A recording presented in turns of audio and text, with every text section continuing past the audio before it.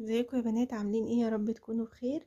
النهارده بقى جايه لكم فيديو جديد، فحطيلي لايك للفيديو لو عجبك، واشتركي في القناه وفعلي الجرس عشان يوصلك اشعار اول ما انزل فيديو جديد. ويلا بينا نبدا الفيديو. النهارده بقى يا بنات هعمل لكم ريفيو عن الجيل لاينر ده بتاع انجلوت. انا كنت هموت واجيبه واجربه بصراحه، لان معظم الميك اب ارتست البروفيشنال الكبار قوي بيستعملوه، وهو بصراحة يستحق ان هو آم، يستحق التجربة ويستحق ان انا اعمل عنه ريفيو. بصوا يا بنات، دلوقتي هنتكلم عن الجيل لاينر ده. هو بيجي في عبوة كده، في علبة كده صغيرة، وده شكله من جوه. سوري، ده شكله من جوه اهو. ده اللي هو رقم 77. طبعا هو اكتر درجة اصلا آم، معروفة وبيشتغلوا بيها وكده.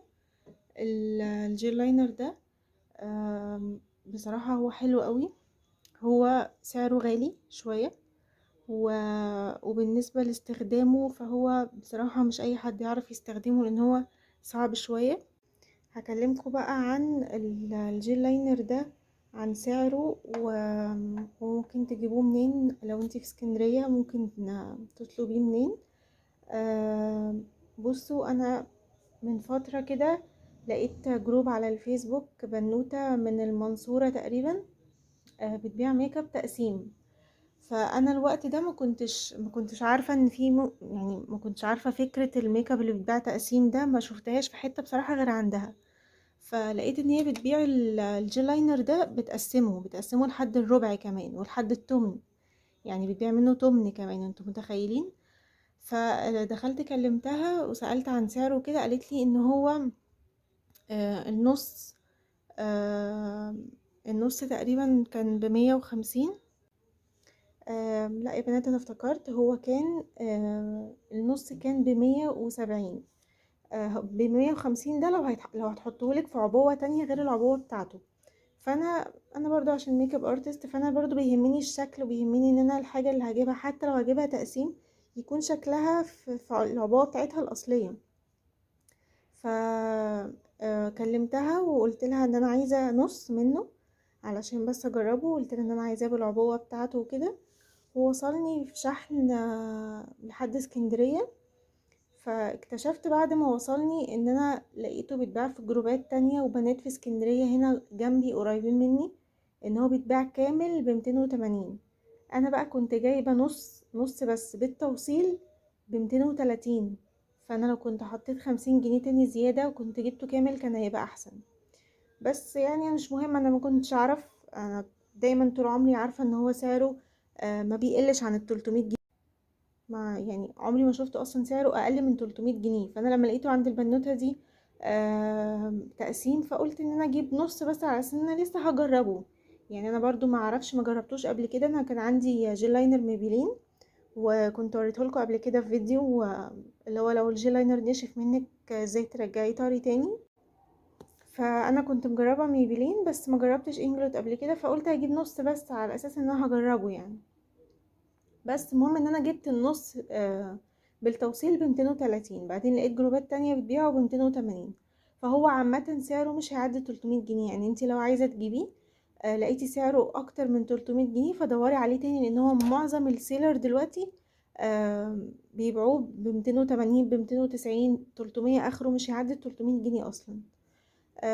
تعالوا بقى افتحه لكم من جوه واوريكم هو سواده عامل ازاي وطري ازاي، وبصراحة تحفة يعني. فتعالوا نفتحه مع بعض ونجربه ونشوف. بصوا، طبعا انا جربته. يعني هو ده المفروض ان هو نص، فانا اشتغلت بيه كتير قوي وزي ما انتوا شايفين كده.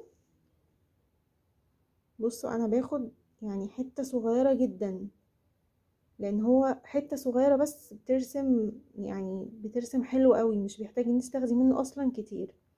ف تعالوا كده نعمل منه سواتش ونشوف السواد بتاعه عامل ازاي. بصوا يا بنات، هي الفرشة اللي انا هرسم بيها دي اهي، هي اصلا مش فرشة رسم ايلاينر خالص يعني. هي عارفين الجلو بتاع الرموش اللي هو دو؟ بعد ما خلص ما رميتش الفرشة دي، فلقيت انها بترسم ايلاينر حلو قوي. يعني بترسمه يعني بترسمه بخط رفيع قوي كده وحلو بصراحة، فبرسم بيها يعني. فتعالوا كده نعمل منه سواتش على ايدي. بصوا يا بنات، الجيل لاينر عامة اي نوع مش انجلود بس، لما تيجي تاخديه بالفرشة اللي شبه دي ما تحطيش الفرشة كده، هتاخدي بجنب الفرشة كده وحروفها كأنك بتمسحي في الجل وبعدين ترسمي بيها. لكن كده دي انتي بتحضري كمية جل كتير في الفرشة، وكمان بتبوظي الفرشة. يعني هي لو انتي جايبة فرشة رسم ايلاينر دي بتبقى غالية اصلا. يعني ارخص فرشة رسم ايلاينر ب250 طبعا، اللي هي البراندات العالية. فما ينفعش ان انتي تحطي الفرشة كده على طول فيها، هتبوظيها، هتبوظي الشعر بتاعها.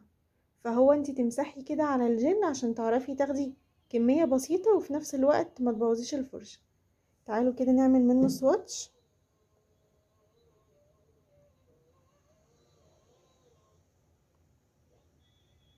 شايفين؟ شايفين سواده؟ انا بحاول ارسم رسمة الايلاينر يعني، بس مش مهم. شايفين سواده يا بنات؟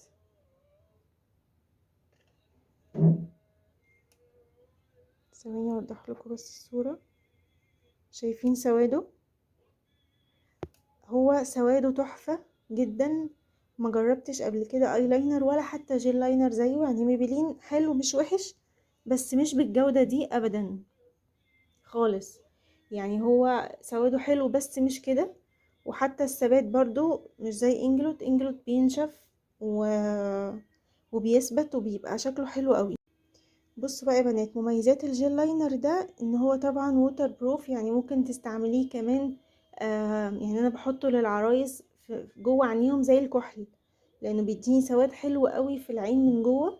وكمان ما بيسيحش. يعني لو هي دمعت او عيطت او حاجه مش بيسيح ولا بيتحرك من مكانه. وبرده حلو قوي لمدمع العين. اي حاجه ووتر بروف تبقى حلو قوي لمدمع العين. فهو بصراحه حلو قوي وثابت جدا. يعني انا بس مستنيه شويه ينشف واحاول امسحه لكم بالمنديل. مستحيل هيطلع. يعني هو ما بيطلعش غير بميك اب ريموفر، غير كده مستحيل. آم، فهو بصراحه لا يعني يستحق التجربه. وانا يعني كده يعتبر جبته بسعر غالي عن سعره الاصلي، لان انا كده جبت النص ب230 وهو اصلا كامل ب280. بس انا مش يعني مش زعلانه، لان انا يعني هو عجبني بصراحه. بصوا بقى يا بنات، هو كده نشف شويه. بصوا بقى لما اجي امسحه بايدي، شايفين ثابت ازاي؟ ده رقم 77 عشان ما تنسوش. ان شاء الله لما يخلص هجيب منه تاني، واكيد هيخلص معايا بسرعة عشان انا بشتغل بيه على طول، فهو اكيد هيخلص بسرعة. فلما يخلص هجيب منه تاني. انا لو ينفع اجيب منه تاني دلوقتي كنت جبت، بس مش هينفع عشان ما يقعدش كتير وينشف، لان اغلى جيل لاينر في العالم زي ما قلت لكم قبل كده بينشف مع الوقت والجو اللي حوالينا وكده، فبينشف. كمان احنا داخلين على الشتاء. فهو حلو بصراحة، انصحكم تجيبوه وتجربوه. طبعا ده للبنات الميك اب ارتست مثلا. لو انتي بتعرفي ترسمي الايلاينر بطريقة بروفيشنال هتعرفي تستعملي الجيل لاينر عامة هاتيه. آم، فزي ما قلت لكم هحاول اسيب لكم لينك الجروب اللي انا جايباه من عندها، اللي هي بتبيع التقسيم. على فكرة بتبيع ميك اب كتير قوي تقسيم، يعني فاونديشن، باودر. بس الباودر اللوس، يعني بتبيع لوس باودر برضو تقسيم. برايمر تقسيم. بتبيع حاجات كتير قوي تقسيم، فدي حاجة حلوة قوي للبنات. لو انت مثلا في براند عايزة تجربيها ومش عايزة تجيبي مثلا العبوة كاملة عشان هتبقى غالية عليكي، فانت ممكن تجيبي نصها او ربعها بس على اساس تجربيها يعني. فهسيب لكم اللينك بتاعها تحت في الديسكريبشن بوكس، وهسيب لكم برضو لينك البنوتة اللي في اسكندرية تحديدا في العجمي، للبنات برضو اللي من اسكندرية وعايزين حد عنده الجيل لاينر ده بسعر رخيص. هي بتبيعه ب280، فده برضو كده سعره حلو قوي. بس كده يا بنات، انا مش عارفه الفيديو ده، اعذروني عشان حاسه ان انا مش عارفه اتكلم، بقالي كتير قوي ما صورتش فيديوهات، فحاسه ان انا مش عارفه اتكلم، مش عارفه ليه. معلش بقى، اعذروني. يا رب يكون الريفيو بتاع النهارده عجبكم. وما تنسوش بقى، لو في بنات مش موجودين عندي في الجروب بتاعي بتاع الفيسبوك، بنزل عليه صور شغلي وصور العرايس. هسيب لكم برضو اللينك بتاعه تحت، وعايزاكم تشتركوا في الجروب. ولو عجبكم الفيديو ده اعملوا لي لايك، ولو ما اشتركتيش في القناة اشتركي في القناة وفعلي الجرس عشان اول ما انزل فيديو جديد يجيلك اشعار. بس كده يا بنات، واشوفكم على خير ان شاء الله في فيديو جديد، وباي باي.